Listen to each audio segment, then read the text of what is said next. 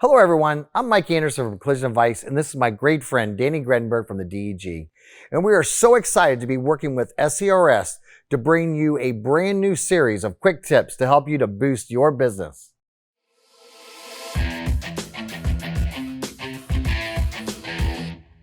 Danny, we have a new repair planner at the shop and we're trying to teach him how to locate, research, and document the repair plan.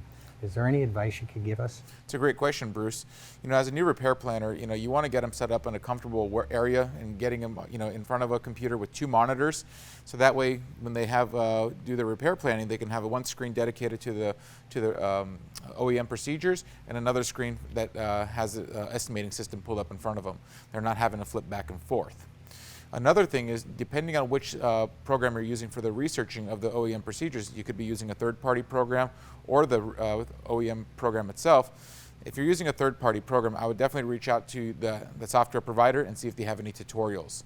If you're using an OEM website, such as Honda Tech Info, Toyota Tech Info, sites like that, iCar has a great list of videos, on their website that shows you how to log in, how to find the information needed.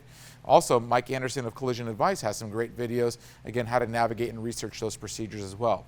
So once they've gotten the information out of the repair sites, then it's time to read it, understand it, and apply it to the estimating line notes, so that way it tells a story of the repairs being done following the OEM procedures.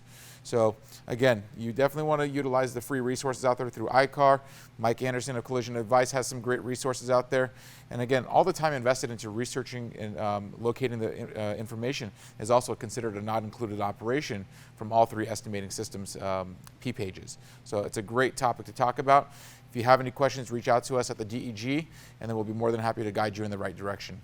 Hopefully this tip helped you today. Have a great day.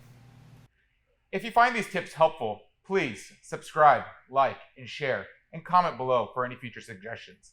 Thank you for watching.